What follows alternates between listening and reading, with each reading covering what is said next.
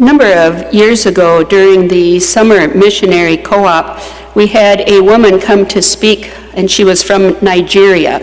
And after the Saturday Masses, I took her out to supper, and we were talking about the differences and the similarity of both of our countries. And then I said to her, as you look at those of us from the United States, do you see any idiosyncrasies or anything that you think would describe us? And she said, yes, the weather. All you ever talk about is the weather. Who's already talked about the weather this morning? Yeah, don't we do that? And I thought, wouldn't that have been interesting if instead she would have said, all you ever talk about is Jesus Christ. All you ever talk about is your faith. All you ever talk about is the ways that you have recognized God's presence in your life. All you've ever talked about are the ways you are serving your brothers and sisters. What a much better thing for us to focus on each day. We can still maybe mention the weather, but also to look at the ways that God is calling us to live out our faith each day. In our gospel today, the disciples asked Jesus, increase our faith. And he doesn't pray over them. He doesn't say, okay, here's what you need to do. He says instead, you already have faith. If you would recognize faith even the size of a mustard seed, you would be able to say to this tree, be uprooted and cast into the water, and it would happen. If you believed that much in my presence within you, a presence that is already there, just think of the great things you would be able to do.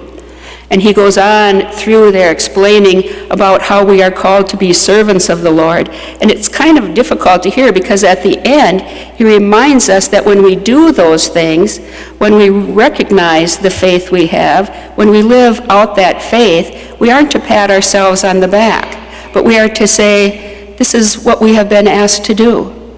This is what God expects of us. This is what God trusts us to do. If you were watching the news this past week, I think we had a very powerful example of that. There was a young man, Brant Jean, who was interviewed on Good Morning America. He was the brother of the man who was killed by the police officer, Amber Geiger. 18 years old, and what a powerful witness of faith. What a powerful witness of the power of love and forgiveness. And when they asked him, how could it be that you went forward to give her a hug? How could it be that you offered forgiveness to her? And he said, this is what you have to do to set yourself free.